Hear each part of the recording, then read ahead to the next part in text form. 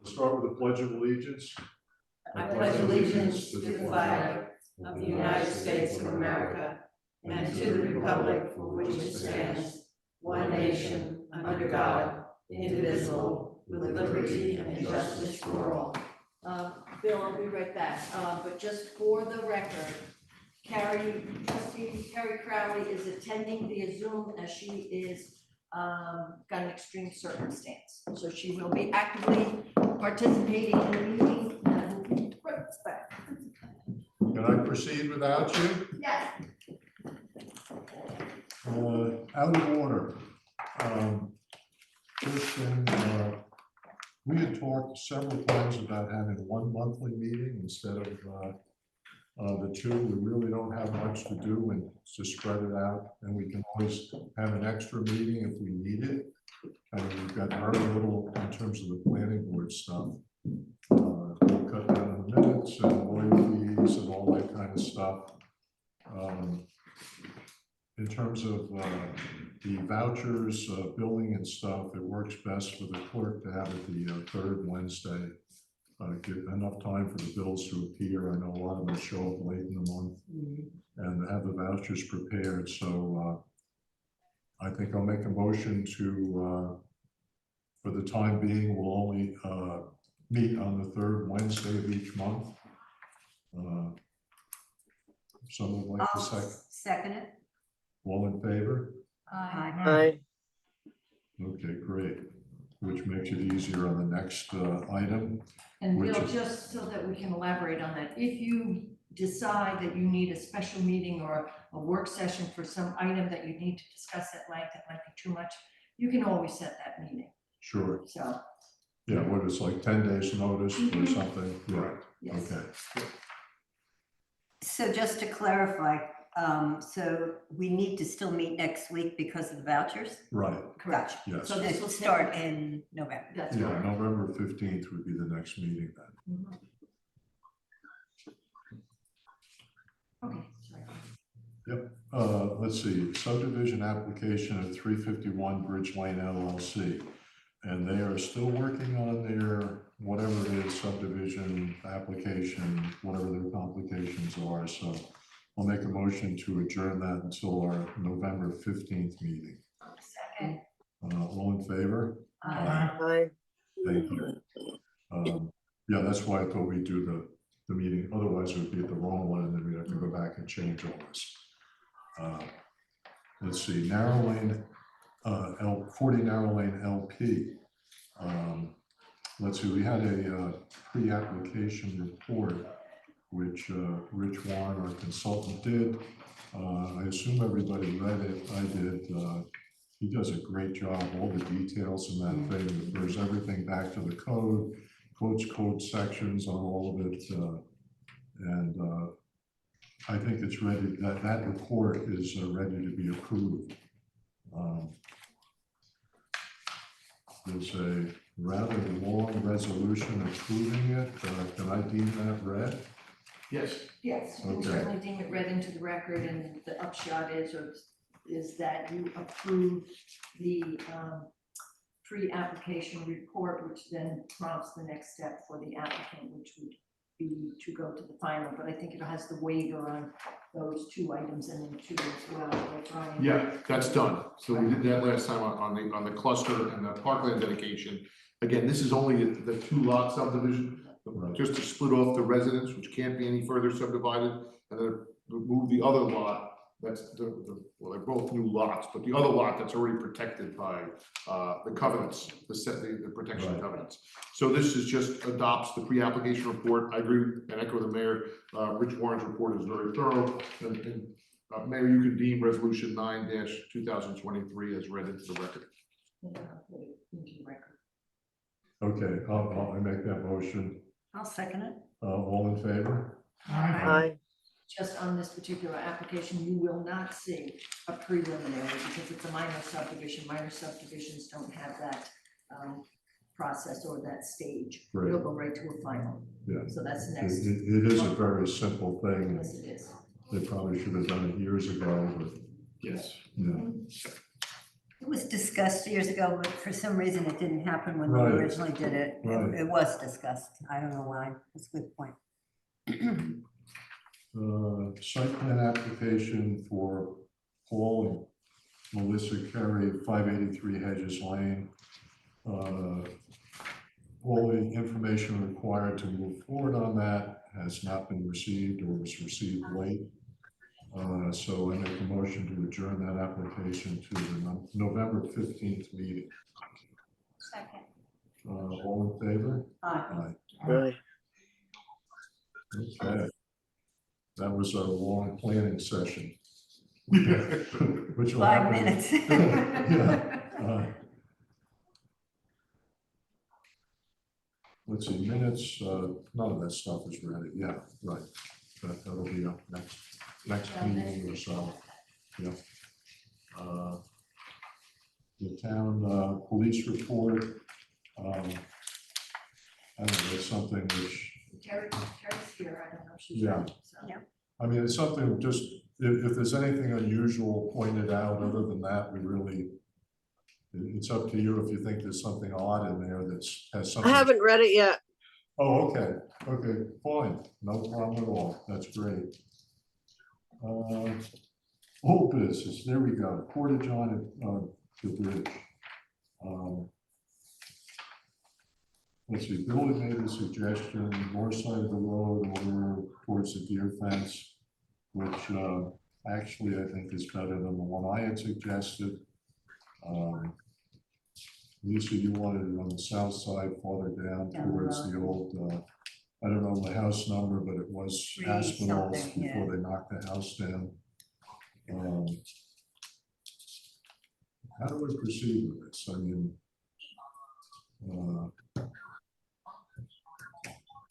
any other thoughts about it? Are we talking about the porta-johns? Yep. I suggest we negate any more porta-johns in Sagaponic. We have 2 and that's enough. Okay. I'd like to adjourn until spring. I agree with Bill. Bring it up again and see just how much it seems that we need it. We're still not crazy about coming into Sagaponic. Porta potty pad. Okay, well, that's that with that. Bridge celebration. We're gonna check the weather report tomorrow and see what they're saying about Saturday. Yes. We might shift it forward by an hour, to maybe 10 till noon. Right now, I mean, the last thing I heard, they said midday or so, 40% chance of rain or whatever. Always fun, delayed from prior because of rain, and now we have Saturday rain. Bridge could be 101 years if the Saturdays don't clear up. Yeah, Good money to spend a week. Probably maybe about 3 tomorrow afternoon, Bill. oh, is that what they're saying now? No, I'm saying that if we wait till 3 o'clock tomorrow afternoon to see what. That's okay in terms of having the police and all Hang on, that? I'm gonna have to put it in 2. So Okay, I will check the weather, and if it looks like it's gonna be a mess, starting at the beginning of the morning, then we'll cancel the whole thing. yep. Do you wanna reschedule, or you're just No, gonna I think cancel it at it's this too late in point? the year to get a warm day. And if it does look like it's coming later on, even at noon, then we'll shift it to 10 Yeah. o'clock in the Yeah, morning? 10 o'clock, Okay, sure. and then I can arrange that with the police to put the barriers up earlier and take them down. Okay. Okay. Something else Sounds to like a do. plan. Got it. Can I? Sure. make a Jump in. comment? I have the lyrics to a great song that I Are you gonna think, sing it? well, I'm gonna sing it on Saturday. I might be down there ready to shine. But I would like, really, I would like to make sure that the board, and I know Carrie, I can drop this off to you, that the board gets these lyrics. This is hysterical. Bill Tillotson has more talent than you'll ever know. And this is a parody. I have the whole folder on, Bill gave me all of it. Do they have it? There's several in there. Yeah, they are. Yeah, But do they have this one? I'm not sure which one. Okay, so this one, and the only thing that we're missing, I think, you want one of these, Rhodey, or does Brian? I'll take it. The only thing Thanks. we're missing is something to stamp on. to get the. So, I mean, I've if we got got some. something to I've got stamp on, some. then we can sing this, Yeah, a right? hollow box that can stand it. Right. Right? Only somebody's got to have the rhythm right. I might have to, I might have, Yeah, it's terrible. that's what And the happens. gender doesn't matter, you know that, right? He wrote it for farm girls, but we all know that there's boys out there too. So. Mary Lee and her crew. Incredible the work they do. Isn't it fun? It's Very. awesome. Very nice. I think you should get up there and sing this for us. Well, if I had somebody who would work with the rhythm, I have. Well, did you do this with me? I've given you all the lyrics. We will feed you. Yes, I mean, you know, it could be really a lot of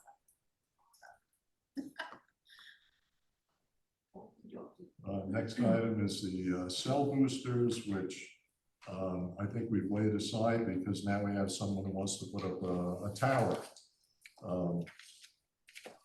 I mean, the boosters, everything we looked into didn't have enough range. If you wanted to cover the whole area, it would cost us a fortune to do it.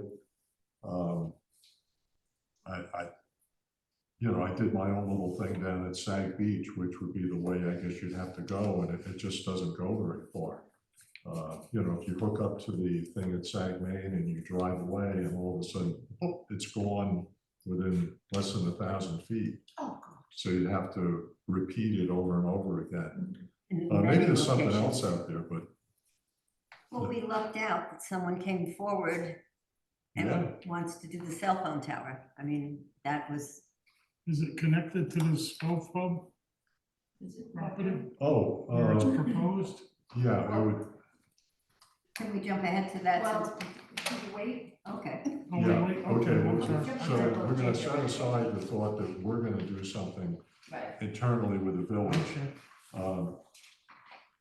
The annual report from our auditors, I think everybody got a copy of it, right, sometime or other? Yes, you all should have received the auditor's report closing out the 2022-23 fiscal year. And that's with that bound copy, you each have a bound copy there, I also sent it to you via email. And because they did a prorating of some of the services that we paid for, which go in crossover the 2 years, they put some of the accounts in the red that I had all zeroed out on May 31st when you did the budget transfers. And so they changed some of the ones that I did. And therefore there is an additional budget transfers that you need to approve. You have that list there. Which you can do next week. You don't have to do it this week, but Oh, okay. that's the result. That's why you have another budget transfer request. So what you had was a different guy who hadn't looked at your books in years, decided that he thought these things should be broken up differently, a portion this Yes. year. Yes, Where that's you had it correct. all pushed one way, he started to take a little piece and put it in last Yep. year, which makes all the calculations funny, Correct. amounting for less than $2,000 of shifting. You are Nice. correct, Bill. That is it summarized correct. And what does it cost us to do all that shifting? No, Time. we'll My get time. that, yeah, But yes, that's. And the what he amount of did. hours So, he was here. yeah, right. Well, that's all in that $7,000 that they, but, You do the way you do it. so we'll see if we can go back to that way next year. But that's why you have that in front of you. This, So the transfers we'll do we can next do week. that next week. Yeah, sure. okay. Mhm. The erosion control district, which was set up by the town, which we have no real part in, they notified us because of State Environmental Quality Review Act that they're going to do a beach replenishment, hopefully sometime before the plovers show up. And so we had that notification. I think there's nothing we do with that, right? Correct. Unless we want to be lead agency, which we really No, would not we recommend. don't. right? Yeah, Yeah. no, they have it all figured out. It's basically what they did before. I actually met with, Alan Stillman earlier today. He was, just wanted to make sure that everyone else in the village knew what was happening, because it seems to be kind of within their district, just that row of houses. And I don't know, he thought it would be good, maybe credit for their taking care of the beach. Maybe that's what he was looking for, but I had planned on doing that anyway. We'll get an email out so people understand when they start the dredging and the bulldozers and all that stuff, pushing sand around, that it's actually a good thing and not doing any damage. Who's Alan Stillman? He lives at the end of Crestview Lane. He's the one that represents the houses down there. I don't know if it's 6 houses or 7. He actually, And what's the erosion problem? Carrie, he actually is the representative from the Sagaponic Coastal Erosion District. He's the representative that is on the board with the town. And he does, like Lisa said, he did the Crestview subdivision down on Crestview Lane a couple of years ago, more than a couple. Yeah, Quarter 4 century. years ago. 40 years ago, I might even have to know. Right. And Crestview is off Gibson? Yes. But Crestview doesn't have anything to do with this particular project. It is every property on the ocean, from the east to the west. And they created that district, how many, 10 years? Might be more. More than 12, that. 15 years ago, 12 years ago? In It order was to created renourish. before the village itself had a No. code. No, Well, it was not, it was okay, it was after initially incorporation. created, and then Jim Trees petitioned the town to overthrow it. He had a bunch of misleading statements that the town was somehow going to take money from them and spend it on other projects. And so he got people to, they forced a referendum on it, and the people turned it down. And I think 2 years later, they went, we have no way to control the erosion, and they came back and asked the village to sign on and petition the town to set it up. The town has no legal authority to set up this type of district. The village has certain things that it can do and certain things that it can't do. And that erosion control district is a town function, not a village function. So even though it's in the village and we have to approve it tangentially, it's set up and administered by the town with no input from us. Where's the erosion? On the ocean. Atlantic Where? Ocean. From the east to the west. Of what? What road to what road? The beach. Town Line Road all the way through to Southampton, wherever they're ending up, I don't know. Well, okay, yeah, our piece goes to Sag Inlet. Right. And I think they have another one in Bridgehampton, which goes on to the Southampton Village line. So it's going all the way to where in Southampton, or you don't know? Don't know. Yeah, it's outside our district. They did this in 2014. Do you remember when they had all the dredges down there? Yeah. This is the same. So I noticed that the pictures were from 2022. Is there any chance of getting more current pictures? I don't know that we even have yes, I'm sure, but I don't know if we have a say, whether we get them or have no not. say in it whatsoever. Right. It's the town and the Control oceanfront districts. property owners. Yeah. Has nothing to do with us, and as a courtesy, because of the overlapping jurisdictions of State Environmental Quality Review Act, they have to notify adjoining municipalities. And so as a courtesy, or because of that law, they notified us, but we can't say yes, we can't say no. We just happen to be here. So what it is that they'll do is they take away from the bottom of the ocean in certain places and add that sand to the beach? Yes.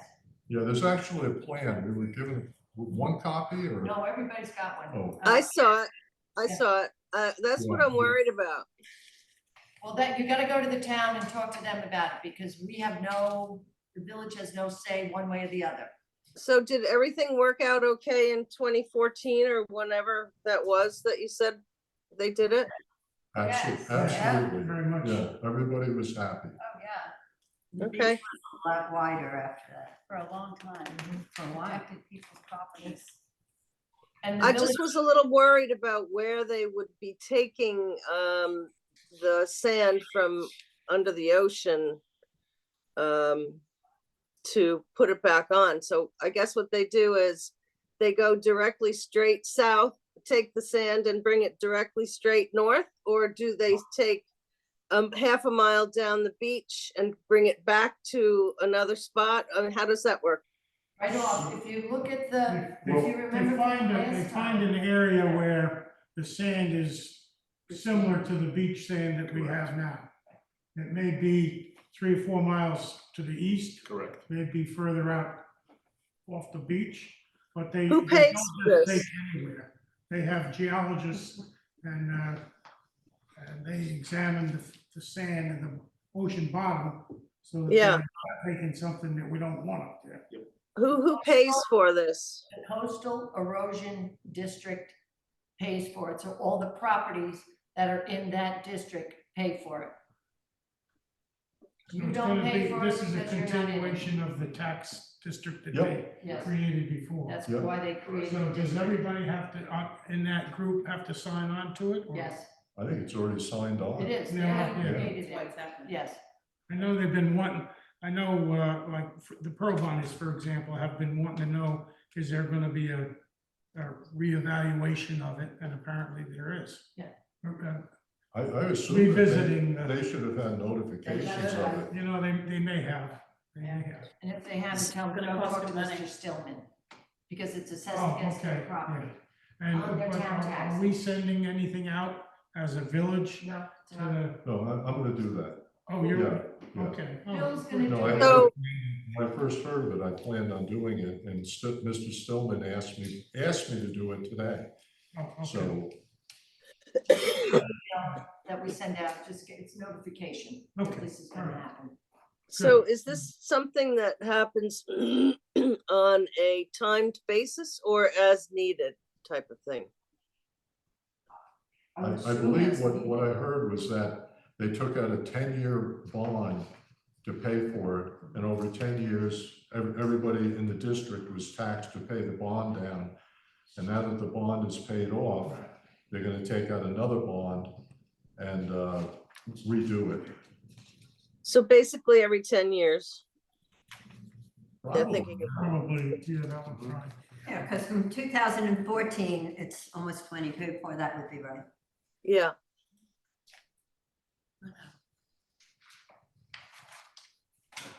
Okay, let's move on. Let's see, the Architectural Review Board has been operating without a vice chairperson. And Megan Aderkirk stepped up and said that she would be willing to do that, fill in if Thomas White is not available. So I want to make an appointment of Megan Aderkirk as vice chairperson of the Architectural and Historic Review Board. I'll second it. All in favor? Aye. Megan's been on the board for, I don't know, What? 10 years or more, maybe. Yeah, So she's been very committed to the board, I mean. okay, now we have a,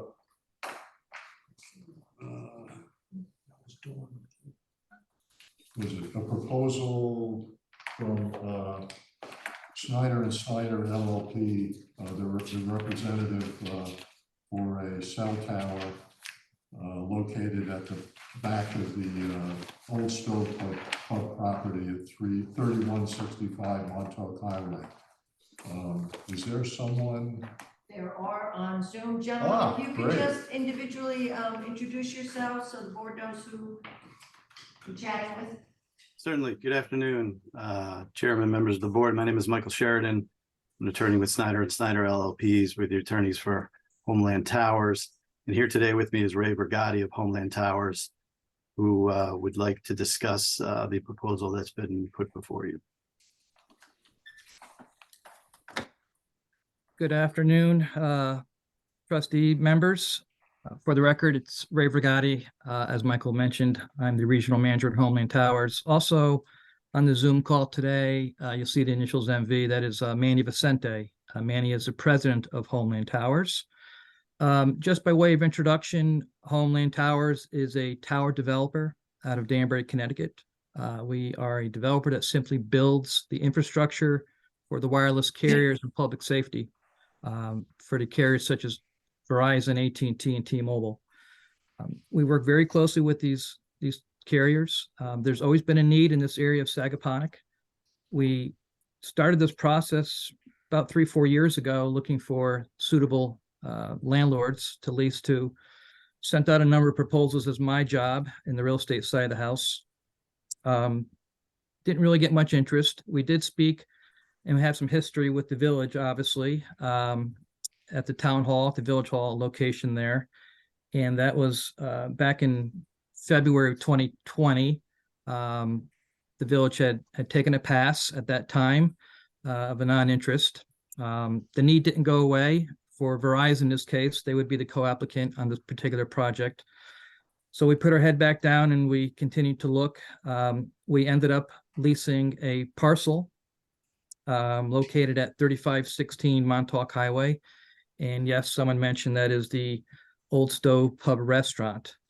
Just as a description of the parcel itself, it's roughly 1.5 acres in size. It currently has the restaurant and some other dwellings on the property. Homeland Towers is proposing a 100-foot stealth structure. This would be very similar to, well, the same height. We did a very similar project recently in Southampton at 1054 Montauk Highway, and that was a 100-foot flagpole at the old Ethan Allen furniture store. We're here today simply as opening a dialogue with the village. We understand this is more of a pre-app type of dialogue. We would like to, open the dialogue in the sense that we would like the village to potentially reconsider a site at Village Hall. We went through the process a few years back with a proposal. We did some photo simulations. We did a site plan, and Rhodey was very knowledgeable on the property, pointing out, where septic is and so forth. But I think basically you may have taken a pass just for the purposes of you weren't ready to have a wireless facility at Village Hall. So the purpose of today's meeting is to answer any questions about our subject parcel at 3516, but also to gain an understanding. We'd like very much to work with the village on this project that is critical, not only for cell service, but for public safety. And we'd like to, reopen that door with the village if there is interest. We do have a lease at our current location, but it does not mean to say that we're sold 100% on this. If the village expresses interest, no decisions today, but if there is interest to discuss Homeland and a site at Village Hall, we would certainly be amenable to that. I just want to clarify, Ray, that the reason why the board did not go forward on the first go around was because they felt that this property, Village Hall, which is only an acre, wasn't big enough to hold it, even though we know it would fit, but it would limit our use of the property, our parking, and we were in the process of doing the expansion to Village Hall. So it's not that the village did not want it, it's that they felt that this property at that time was not, it wouldn't fit here. So just want to clarify. Has it become smaller in the last 10 years? What, the village property? No, Yeah, the same- tower. Same size, but that's the reason why the board didn't go forward. No, with it she on meant the first tower space. Sure. I believe at that time, back in 2020, the proposal before the town property or the village property, we had proposed a ground footprint of 50 feet by 70 feet, so 3,500 square feet. We can go smaller. We can certainly get creative and shoehorn the carrier's equipment. The reason why we ask for a footprint, obviously, is the pole typically goes in the compound. And then at the base of the pole, the carriers place their equipment, and typically they will place their equipment on concrete pads or put a small walk-in shed. We've done compounds as little as, I want to say 2,900 square feet. So there is room. If that was a hurdle back in 2020 of ground space, we can certainly take a closer look at it here in 2023 and see if we can fine tune it and get creative to kind of shoehorn it in.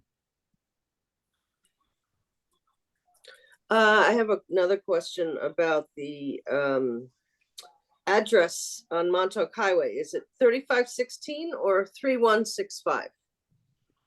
I I believe have it's 3165 in my notes here. Rhodey, I don't have the other, well, let me find out. it's in the agenda. I get that. There's two parcels over there, as you know, for Old Stove Pub. And they're very odd shaped. And the property line goes through the house in the back. So they each have their own property address. And I believe the 3165 that I have on the agenda is the property that the Old Stove Pub restaurant is located on. And so you're putting it somewhere other than where the restaurant is? no, it's that is the correct address. It's a flag lot. It's the address that holds the Old Stone Pub restaurant. There are two parcels that run side by side, both owned by the same property owner. So it's 3165 or 3516? 3165. Okay. Yeah, my first question would be, what level of service would people find at the beach, which is approximately 2 miles south of the tower? I mean, right now, I know there's a tower near the train station in Bridgehampton. I don't know if that's something that you have statistics on. There's another one north east of your proposal, north of the East Hampton Airport, west of Daniels Hole Road. Do they service this area, or are those towers for some other purpose? The tower up by the airport, my understanding, it's a very short lattice tower. The engineers at Verizon RF looked at the surrounding sites, and it does not service this area of Sagaponack. It's been a hole for years, continues to be a hole. As far as the site propagating the signals out, we're certainly happy to provide coverage plots to the board showing what a 100-foot structure completes for, in this case, Verizon. They're proposed at 95 feet centerline for their antennas. And we'd be happy to show at different frequencies how far out that signal would propagate from the proposed site. The good thing going for this area that it's relatively flat in terrain. This technology does work on line of sight. So we're not challenged here in Sagaponack with ridge lines so much and sharp terrain. Would the tower at that height require light in terms of the aircraft nearby? So have filed with the FAA, and we're currently waiting for a response back on our study from the FAA. We typically don't light towers or stripe them, only if it's required for FAA purposes. In the world of towers, if it's under 199 feet, it does not need to be lit or striped. However, if there's obviously an airport in the area, in this case, the airport is roughly 0.9 miles to the northeast, and we're just waiting for that study to come back from the FAA. Okay. In terms of, say, a Category 5 hurricane, are these things engineered to stand up to that? Absolutely. They're engineered with the latest technology in a sense. A lot of people may think that a tower falls like a tree. I've never seen a tower come down in my 23 years of doing this, but they are designed with what is called a hinge point. Hypothetically, a Cat 5 hurricane came through the area and that structure was compromised. There's a thinner part of the tower itself on the steel. So if the tower were to fail catastrophically, it would not fall like a tree or hop or bounce. It would basically self-crinkle on itself. And we design all of our sites to be contained within our property. We understand we're in the back right-hand corner, and there's a reason for that. We want to tuck it far away from the highway. We're butting against the golf course there. We would design a hinge point, or the tower manufacturer would design a hinge point for the tower in the event that it did fail. The same question came up on our site in Watermill at 1054 Montauk Highway. That was a 100-foot flagpole. It was tucked in the back of the property. We have the Long Island Railroad relatively close, and that particular pole was designed with a hinge point to contain the structure would it fail. I was reading in the East Hampton Star recently that I believe there's a tower approved, I forget the exact location in East Hampton town, where they moved originally it was supposed to be close to a property line, and then they moved it back 100 feet, which was the height of the tower. I thought that was interesting. They said that part of that was maybe a superstition. That is that it, that it might fall. The 100-foot tower needed a 100-foot place to fall.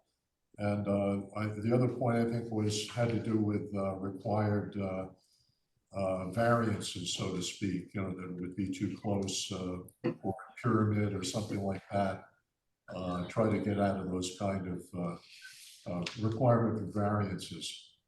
Why would they do that? Move it back 100 feet if that wasn't required in terms of the thing falling over? I don't know the specifics of that particular tower being moved 100 feet. Typically, and even in this case, there would be a rear and side yard variance required from the village because we have tucked it in the back. I can't speak. I'll be happy to find out on that particular location, what the history was of why it was moved. Maybe it was a preference by the landlord, by the tower company, by the zoning authority. But typically, when we don't meet a setback, we'd have to go through the ZBA process, obviously, for a variance.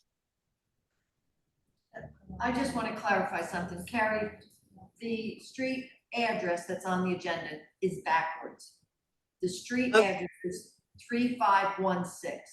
That is correct. I chose the number, sorry. Okay, thank you. Yeah, go Yeah, ahead. I was wondering, you talked about it being a Verizon tower. Isn't it possible to have a tower that services all the carriers? I mean, because what about all the people who have AT&T? It would seem kind of, why do we have to have another tower for AT&T? No, it's a good question. As a developer, it's our practice and common sense practice to not only construct the towers for multiple co-location, multiple carriers, but for public safety as well. We had submitted some plans to the village of two tower designs, one being a stealth monopine and the other being a stealth flagless flagpole. And we're not married into those two designs, but each of those designs can accommodate up to 4 carriers, and it's a balancing act. We've spoken to the engineers. We feel that a 100-foot structure, just like the one in Watermill, is designed and can accommodate 4 carriers. And typically what we find is each carrier needs 10 feet of vertical separation on a tower. And what I mean by that is if you have a 100-foot structure, you'll have one carrier at 95, the next carrier 85, the next carrier at 75, and the next carrier at 65. So in this particular case, we've designed the pole, engineered it as well, or would be engineering it as well for 4 carriers. I would like to add that, currently there are 3 active carriers. A 4th one has just come into the market. And those particular tenants of ours or carriers are Verizon, AT&T, T-Mobile, and Dish Wireless. It's been very quiet with T-Mobile since they acquired Sprint a year and a half ago.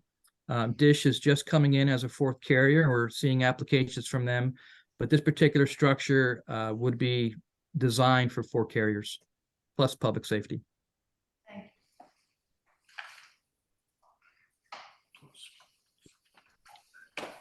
you. I don't know what you mean by plus public safety. Is that another carrier? Sure. So typically public safety would be fire, police, emergency services, public works. They're a little different footprint. What we find is it's a much smaller footprint as opposed to the type of equipment they're placing. They usually will place a smaller whip antenna, like a rod, 7 or 8 foot whip antenna on the top of the tower. And again, we design our towers to accommodate public safety. These structures have become so critical in our years of doing business, and we realize they're a lifeline. So we make it available to public safety, obviously. Yeah, the police have issues in Sagaponic here. We're aware. We're aware. We know.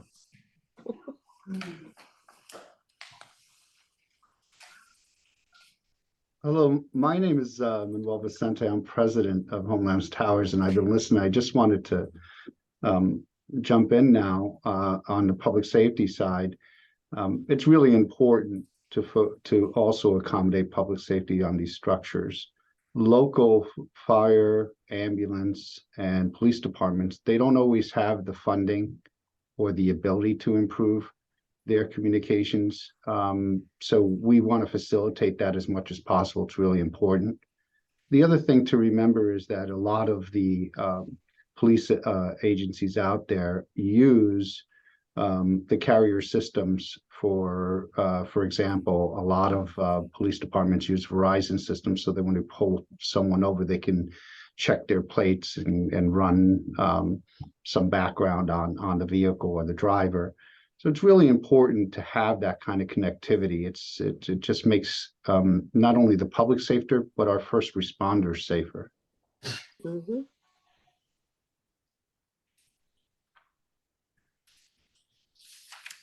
So next time we talk, you'll be able to tell us how far from the location we've been discussing that area of projection of service will be? Yes, we could let you folks know, let the board know, and even provide what we call coverage plots for the carrier, in this case Verizon, and it would show how far the signal would propagate out in all directions. It is a line of sight technology. Don't you know kind of what it is if there is nothing in the line of sight? We do. What is it?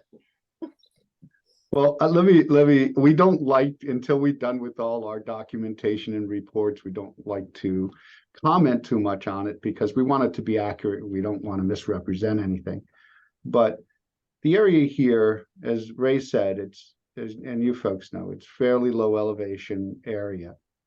We have a pretty significant problem between existing sites now along the Montauk Highway, but there's also a significant problem going south to the beach. And this site, from what we can tell, is going to remedy both of those issues. But we don't want to give you a lot of data because we're not done putting all that together. So we're going to actually produce maps and data, et cetera, so that you can actually see that. And I think that's really important because we want to make sure that the facility works, not just for Verizon, for the carriers, and allows improvements in public safety. There's no sense in doing this if that's not the case. So it's really important. We're going to put that all together.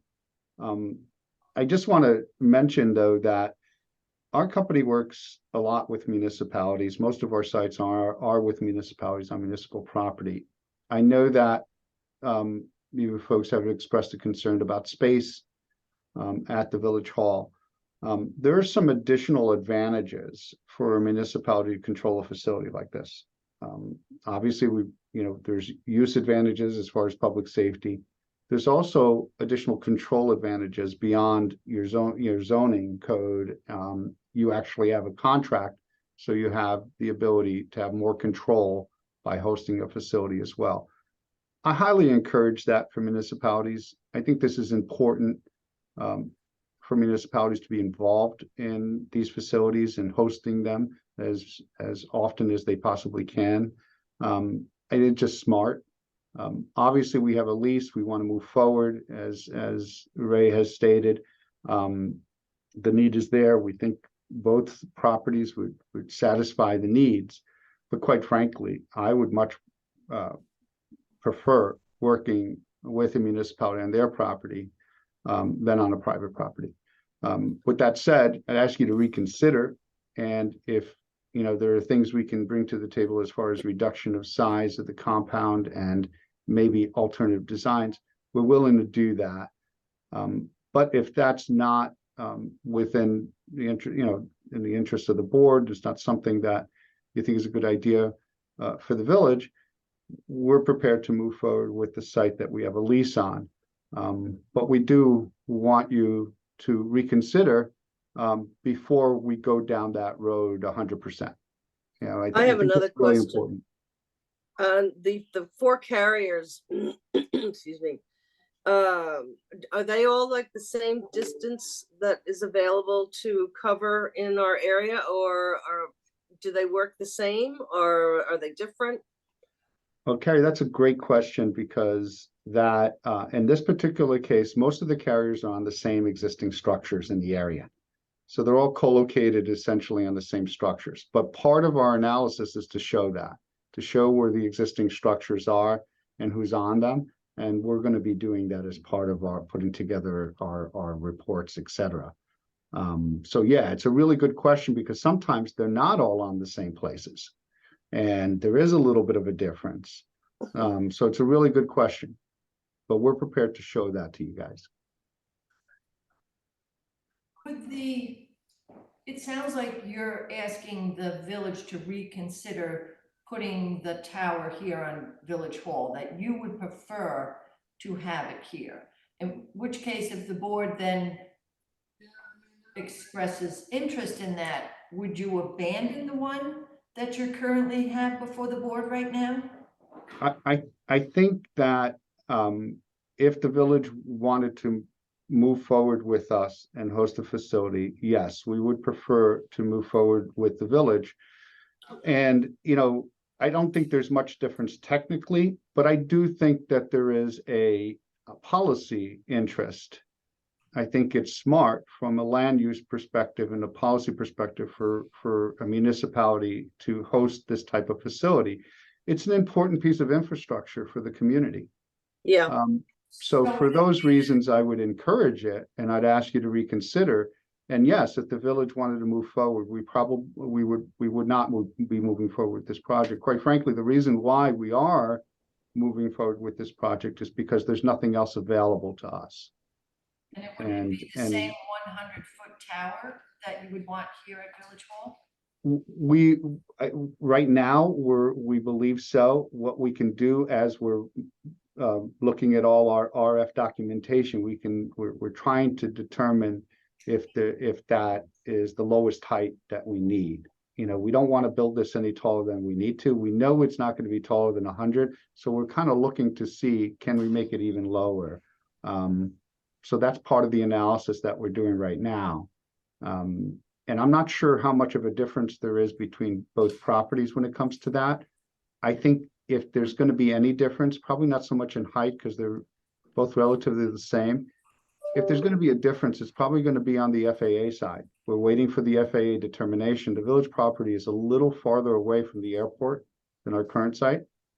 So there may be some,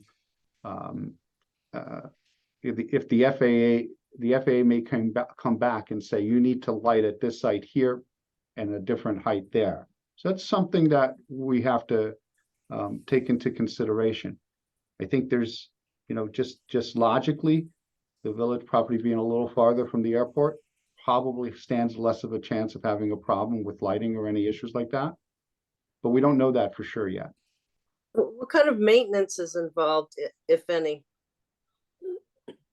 So these facilities are unmanned facilities. They're remote. They're monitored remotely 24/7. So these days, we're probably looking at a tech visiting the site maybe once every 3 months or so, once a quarter, unless there's an emergency or a problem, and then they're going to be dispatched out there.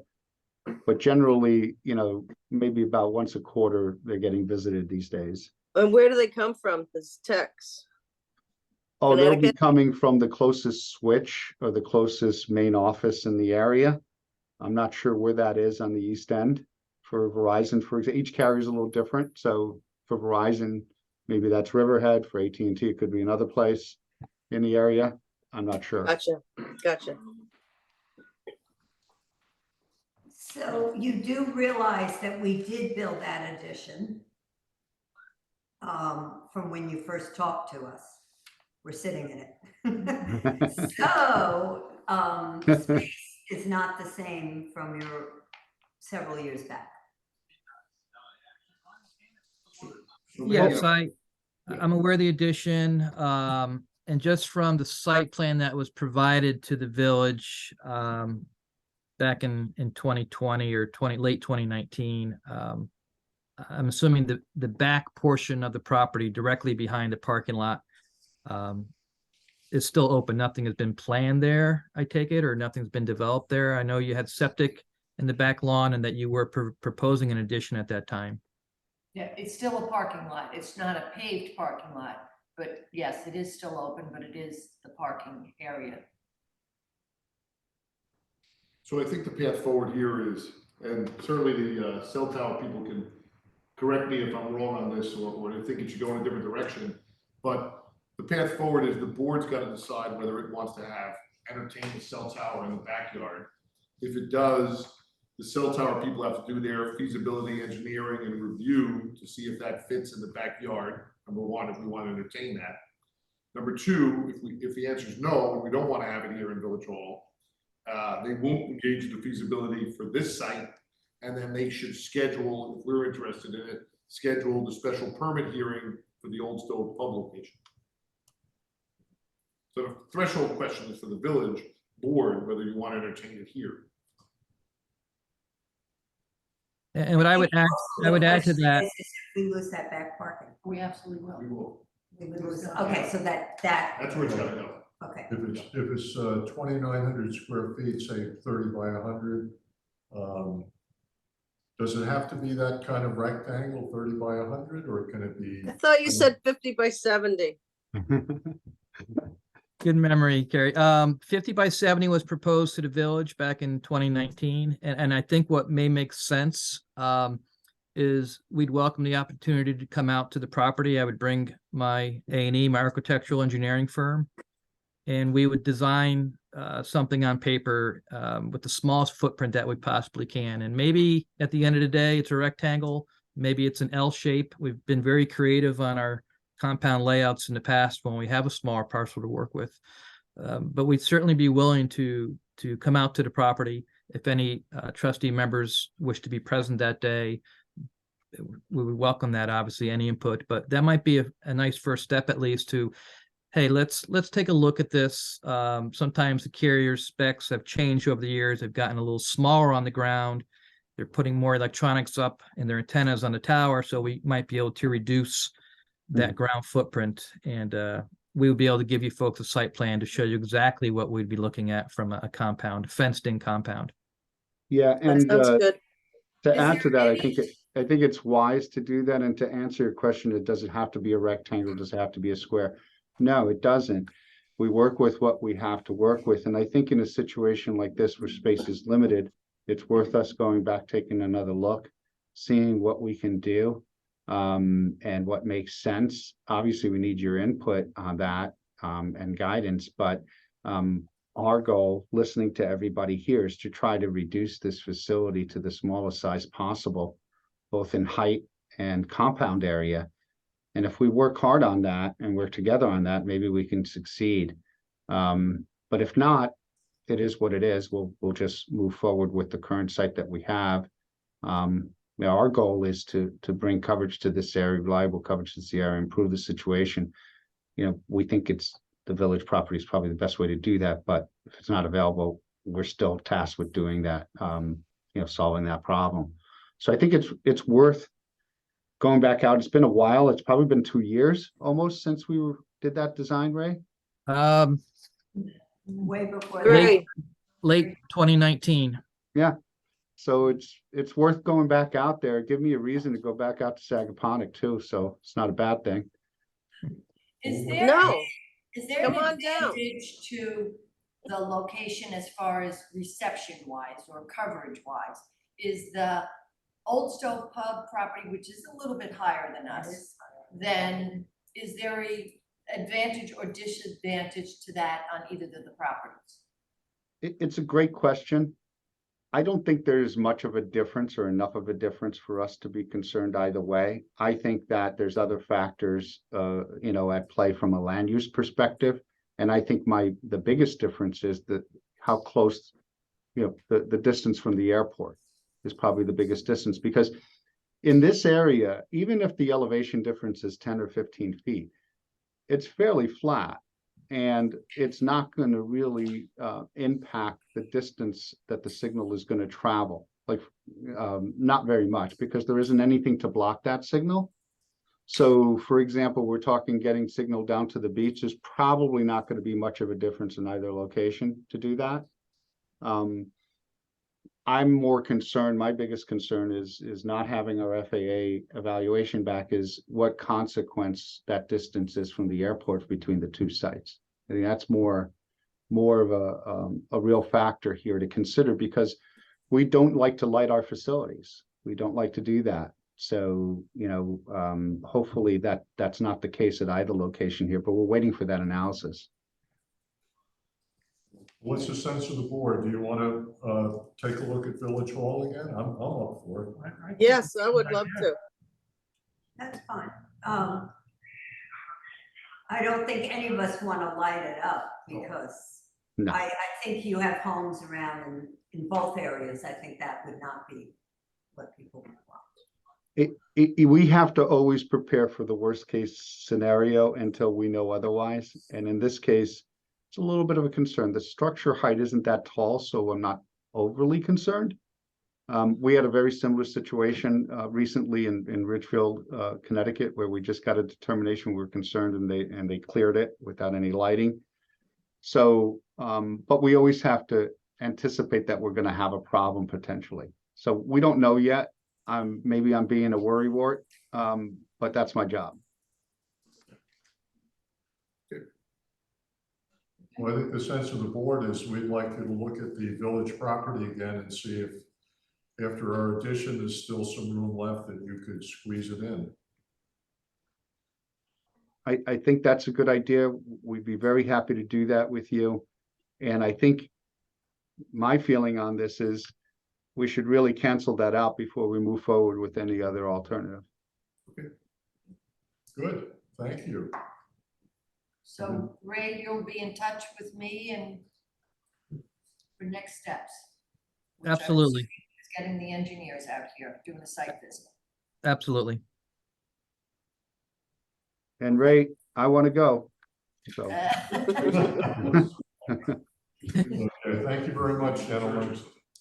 thank you so much for your time. Enjoy. Thank you all. Thank you. Bye-bye. Thank you. Let's see, we had a request from a resident on Fairfield Pond Lane who got a ticket for parking in front of his house while something was being done in his driveway. And we'd actually talked about it before, taking the parking restriction off there. I don't know, we just inherited that from the town, and I mean, way back in history, people parked there and walked straight down to the beach. I don't think they're gonna do that anymore. That's all developed down there, right? Yeah, I don't think people walk on. the- Wait, Fairfield Pond Lane, is that the one that, Post office, new post office. yeah, Harvey lives on? Yes, they still do. They still live Yes. there. Okay. The only problem might be in that one section that the hedge is right to the road. Oh, yeah. That we either maybe should address that problem as well as deal with the sign problem, because our sign is actually in the hedge and they trim, Ah, so you sometimes can see it and other times you can't. So that hedge has to be pulled back for the sake, if anyone chose to park there while their driveway was being resurfaced or something. Right. You can't even park. yeah. Are we saying there are no parking signs there or Yes. not? There are. Currently, there is no parking there in the season. So what's the problem? one of the residents has requested that that be removed, that parking be allowed all year round. Oh, The original problem came from beach parking when we had several years there. Not just the drumming night, but there was some advertising going on that, in different venues about come out from the day and you can Yeah. go any beach in Sagaponic. And there So- was parking down Danvers Lane and Fairfield, but that was a long time ago. so, does this person plan on having a lot of cars parked by his house? No, just some, dinner guests and things like that. Yeah. I don't see a problem removing it. We set a public hearing then? Nope, I'm gonna bring you a B&T, I'm gonna bring you a resolution next week that will remove that. Oh, okay, okay. And That's what you want. we put on the list the corner of Mansfield Close, that one hedge that blocks the view. Well, We, what you we, mean, put did on we the ever list? look at that I will survey? have, yeah, this is definitely on the village property. Oh, It's okay, probably got this far off the pavement.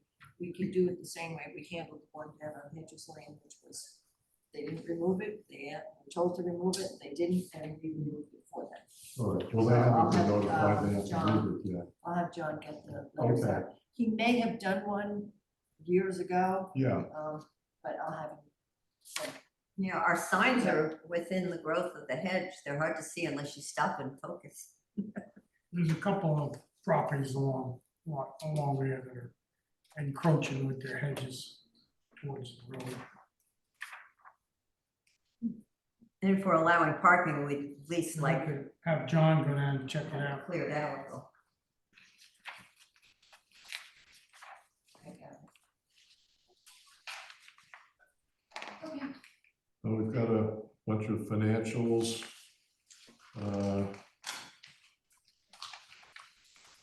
I think we're doing okay financially. Revenue is where it needs to be to make budget.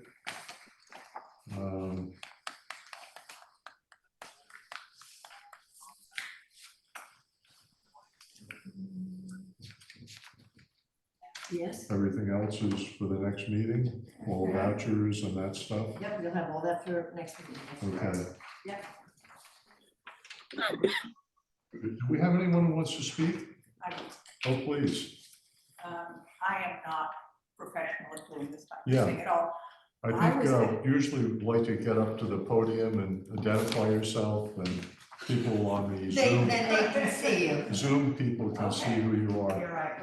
I was asked a month ago to be part of this Dark Skies group.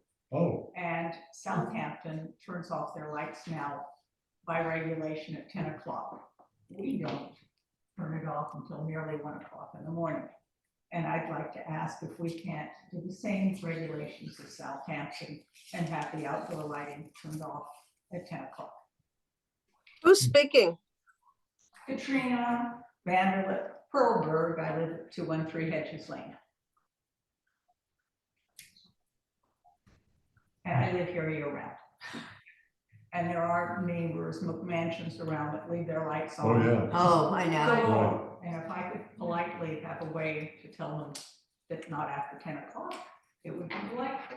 I support that. I totally support that. We have some that are so lit up, but they look like spaceships taking off in the dark sky. Brian, would that apply to an entrance light? I mean, if somebody come home at midnight, how would they get into the house if you have to turn the light out at 10 o'clock? So there are some exceptions for safety and those kind of things, if there's a good excuse for it. You know, the village of Sagaponic doesn't have a dark sky law per se. The other towns and villages are more developed on their dark sky. It does have shielding requirements and those kind of things, but it is 12:59 PM is our cutoff time. So if we think that the dark sky shading, and it does say it can't have light pollution or light trespass, can't have it onto other people's properties. There are those requirements that are in here. But the question, I guess, is whether we have everyone turn the lights off at 10 o'clock as opposed to 12:59. We'd have to have a public hearing to amend the code. But that's kind of the. Do you mean request. 12:59 a.m.? Correct. That's what the code currently says, Yep. Karen. Correct. The Southampton one does have exceptions for Christmas lights and for other things, but it's just generally for out there. And then you can have lights that turn off and on when you come in and that sort of things, but you don't need for your security to have a light on all night long all the time. And what about a party? Does that get an exception? If somebody's having a party and, till midnight? We'd have to grant that by special permission probably in our assembly permits. But there isn't per se a definite exception for parties, but it does talk about light pollution and can't illuminate rights away, can't be higher than 60 vertical inches. It has a lot of requirements to talk about. It's kind of like a dark sky, but shielded, holiday lighting is exempt, vehicular lights, Coast Guard lighting. So the new houses are the problem or existing houses? Every house and every commercial. I think a lot of times, some houses remain dark for a period of time, and then all of a sudden, somebody leaves or something happens and they're up bright as can be, every light for weeks. And this would be lights from inside the house that go out through the glass? Both. Yeah. And outdoor lighting. Outdoor lighting, and they light trees Exterior lighting. from the bottom up, from the ground up. They can't do that. And John has in the past gone out at night, because that's the only way he can do it, is to go out at night and take a zoom around the village and see who's not complying with the code that we currently have. And we have corrected some of it. I mean, it's been quite a few years since he did it. And then when people call on a complaint, he'll also go out. So we are trying to address it for the code that we have right now. Are you saying the code says no uplighting? Correct. Or it may have one. You can't light it up like a landing field. It makes a huge difference in the migrating bird patterns and in nature and everything else. It's just, it's just not a public nuisance, it's a ecological problem. Agreed. Can I ask a question? This would relate to exterior lighting, Yes. when we all know that interior lighting is the spaceship category, and I know we can't do the interior lighting, but maybe the village could assert something in the way of a hammer that would also direct people to understanding that interior lighting is a misery, particularly when there's no blinds. Our Architectural Historic Review Board works on illumination with many of the modern houses when they come to build. And they actually do it on a percentile. So if you come, and every so often you get one wall in a house that has 80 some odd % of glass, they actually work with you, and sometimes it's over 6 meetings. They work very hard on trying to reduce the illumination or have the applicant put in special glass. Pre-existing houses, you're right, for 20 years aren't going to have that type of glass. Apparently there is new glass that has something in it. You listened to it too. I don't know what it's called. But I think the interior lighting also, I think sometimes people don't realize what they're doing, and maybe we could make a good effort to, with the help of the committee, your committee, to use the network. Rhodey has all these emails for owners of the houses, that we get that information to them. That would be wonderful. And they're much more capable people on the committee than me that can talk. You're doing fine. You're doing great. You're doing great. Yeah. Thank you for coming. Yes. Well, it's a thing I care. I love birds, and so I care about it hugely. Me too. If you put together something in a flyer that could be emailed out when we email out other information, like the bridge celebration and stuff like that. We could get information to the emails we have. And I think we all feel the same thing when we are driving home late at night and looking around or looking out our windows and going, oh my gosh. You know? That I certainly can, because there's a meeting next month, so I'll get them to Create They've just something that we created a could help. brochure, and then we just been working on it, so we could just adjust the brochure. But the brochure is for the Southampton Town Code, correct? It's for the Southampton Town Town. Council, but we could adjust it to talk about all the other problems.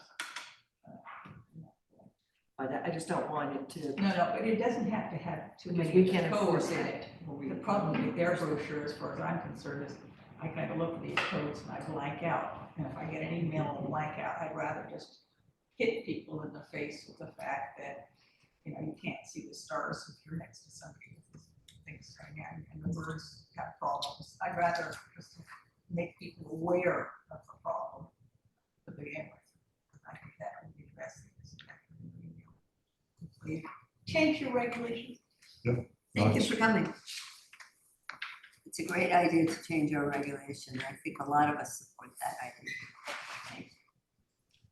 Have you given direction to Brian for anything on this? Or So I don't think. are you gonna ponder it? Yeah, you want to think about it, I mean, I don't think the idea is a general overhaul, because it does accomplish, again, I don't say it's dark sky specific, but it does accomplish a lot of what we would otherwise not want, you know, uplighted dusk to dawn sensors, for instance, you leave it on dusk to dawn, that's prohibited. Outlining of building structures, plants, that's prohibited, you can't have a wall wash, you know, so there are a lot of very good lighting requirements, but I think the issue that the citizen raises is the time, the shut off time, and it's 12:59 a.m. now. Do we want to shorten that time to some other time, 10, to be in conformance with the town's code? Do we want to think about that? That's the question. If we do, we just have to just let me know, we can authorize, we can talk about it at the next meeting if you want, or we can set a public hearing to consider it. Okay, why don't we cogitate on it next week? We'll come back and Chapter decide. 119 in your code book, and What did you say, Rosie? chapter 119. 119 is the lighting code and the village code. If you want, I can, should all have access to it. It's D4. Yes, it's D4. Yeah, that's correct. Would you like my phone number and everything? Sure, yeah, absolutely. You know what? Any other topics? Anybody else want to speak? Come on up. Yeah, just real quick, good afternoon, everyone, Dave McMillan, 6:15, I just want a couple comments on the cell tower, since I actually have no service in my house, as I'm sure many of you do. One of the things that they didn't mention, and I think you need to just kind of consider from the village perspective, is that a lot of cell phone towers, they vary from 50 to 250 feet. So there's different lengths for different services. They didn't mention anything about 5G. A lot of the cell towers here have 4G capability now. They are converting to 5G. There was really no mention of that. That's kind of the state of the art right now is 5G. Secondly, these are third-party vendors that fit put up cell phone towers, and then negotiate contracts with the various phone companies. So I think it should be conditional on, as you think about going forward, to have multiple carriers, have to be insisted on. Because a lot of people have AT&T and Verizon and T-Mobile, et cetera. The public safety is something that goes along with it. I think it's terrific. I think it's something that the village can really benefit from. And then just one final comment is that a lot of these cell towers, even though they're 100 feet, sometimes they only go a mile. Sometimes they only go a mile and a half. So it really wouldn't benefit the village unless it's complete coverage, from my perspective. Secondly, if you decide to think about putting something here, it's a little bit controversial because there's some, you'll have to do environmental impact, because some of these cell phone towers controversially may give off some sort of radiation from short. We're not allowed to. We're not allowed to. And then finally, there's fees involved in this. And if you think about doing this at the old stove pub, I believe it's probably, I don't know the compensation, but it's probably high 5 figures. And I think the village should consider getting a piece of that. That's the case. Just my comment. Okay. Thank you. But I don't think we can on a private. So I didn't say this when they were on, but if we did this, I did the installation at Cooper's Beach and Village Hall in Village Southampton.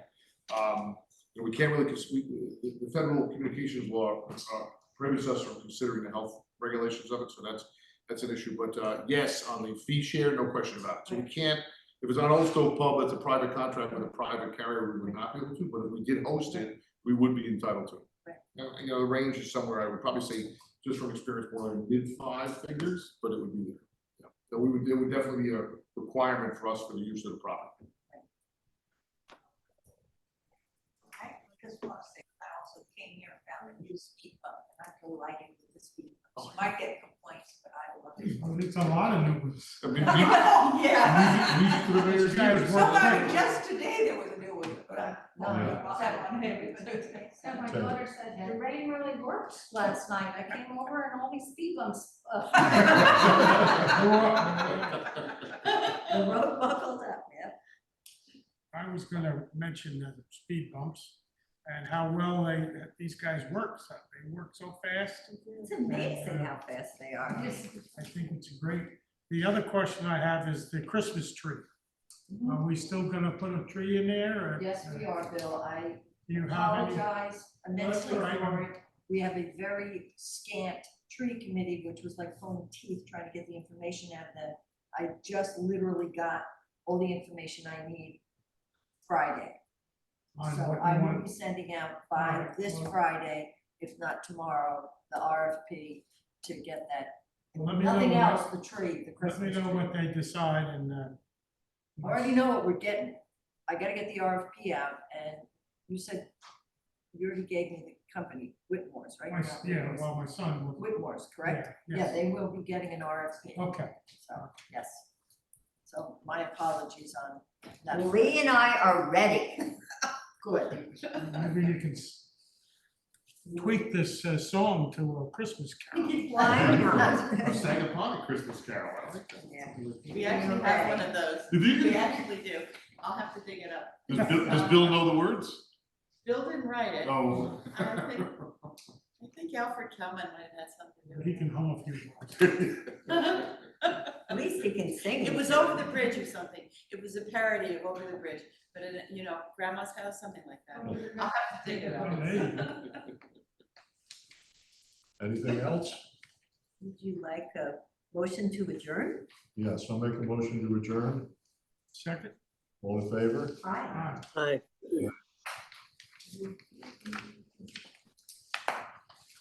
We need to get to this.